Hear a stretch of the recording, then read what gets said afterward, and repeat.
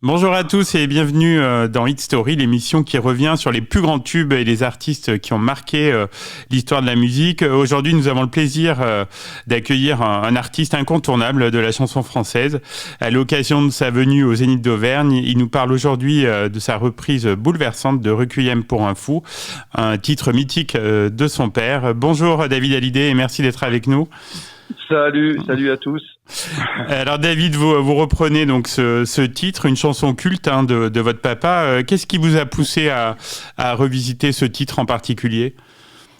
En fait, c'est pas uniquement ce titre. J'ai commencé en fait j'ai amorcé ce projet en réenregistrant mes premiers titres en fait en anglais, ceux qui étaient en anglais, D'accord. Ceux comme High et d'autres. Et je me suis dit tiens, pourquoi pas bosser sur des chansons que j'avais composées pour lui, 100% vivre pour le meilleur. Et de fil en aiguille comme ça, je me suis dit tiens, pourquoi pas plus des miennes et pourquoi pas plus des siennes. Et donc Requiem était dans mes chansons préférées de lui.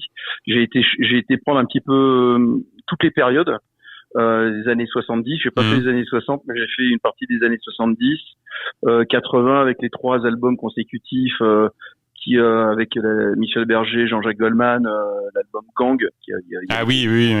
Des vraies pépites sur c'est sûr, cet album-là, oui. jusqu'aux années 2000, et je me suis arrêté à 100%. Donc voilà, j'ai construit un petit peu ce projet comme ça. Et vous aviez 10 ans, je crois, quand la chanson est sortie. Ouais. Est-ce que vous vous souvenez de son impact Je me souviens, elle avait un impact de fou sur moi. Ouais. C'était d'abord au niveau mélodique. Je comprenais pas, je comprenais les paroles, mais j'en étais pas totalement conscient encore à 10 ans. On n'est pas. Oui, bien sûr. Ouais. Encore, mais je sentais qu'il y avait une violence déjà de la musique. C'était sombre. Moi, les harmonies de cette chanson m'avaient touché, quoi. Et je trouvais que ça m'avait vraiment marqué. C'est un petit peu comme quand on regarde un film très très fort pour la première fois quand on est très jeune, quoi, qui te marque. Ouais.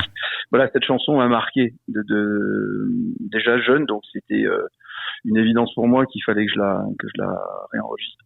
Et justement, comment vous avez abordé cette reprise sur le plan musical et émotionnel ? Vous avez amené votre patte, forcément Oui. En fait, je me suis dit, je l'ai réécouté 150 fois. J'ai réécouté plein de versions, en fait.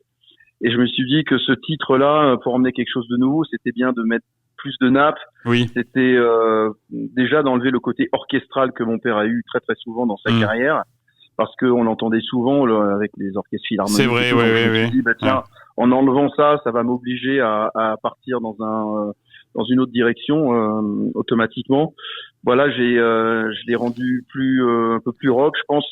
Et surtout la grosse différence, c'est que je voulais plus de rythmique dans les refrains. Je voulais faire quelque chose de différent, faire quelque chose de planant. Et donc c'est comme ça un petit peu que j'ai commencé à essayer des choses sur ce titre petit à petit, et je suis arrivé à trouver cette prod là, quoi. Quel souvenir vous gardez du tournage du clip ? Qui faisait super froid. Ah oui, d'accord. on s'est vraiment gelé. En plus, c'était dans une abbaye qui était comme une médiévale qui était complètement pratiquement démolie. Il ne restait que certaines façades, et c'était vraiment en plein milieu de l'hiver. Donc on avait des chauffages qui soufflaient, mais pas suffisamment. Donc moi, j'avais des trucs de ski dans les mains, des chauffe-mains et des chauffe-pieds. Tout le monde, oui, d'accord. Toute l'équipe était assez frigorifiée. En plus, là, on se change et tout ça. Le HMC, il était beaucoup plus loin, donc il fallait marcher au moins 5 minutes. Donc, c'était pas un tournage super plaisant, mais hyper excitant parce que le sujet était fort. Et je voulais que ce soit quelque chose. Je voulais qu'il y ait une image cinématographique et que ce soit comme une scène de film, quoi. Donc. Mais le résultat est là, en tout cas. Merci. Je suis content du résultat. Ouais. Alors David, vous en parliez, Requiem pour un fou, c'est aussi le nom de l'album. Vous êtes satisfait de l'accueil du public ? Enfin, maintenant avec un peu de recul, il a vraiment marqué les esprits, cet album ? Oui, visiblement il marche super bien et ça me rend très heureux parce que de toute manière c'est toujours bien de réussir un projet, quel que soit le projet. Celui-là c'est un projet qui est très proche de moi forcément, donc ça fait d'autant plus plaisir de le réussir, de voir qu'il plaît aussi bien à son public à lui qui sont des fans assez hardcore on va dire. Oui. Et puis les miens aussi, donc voilà, j'ai été un petit peu soulagé quand je voyais que ça plaisait bien. Et puis cette tournée est quand même assez dingue. On vit des choses un peu de fou en ce moment avec cette ça doit tournée. être beaucoup d'émotions, non? Ouais.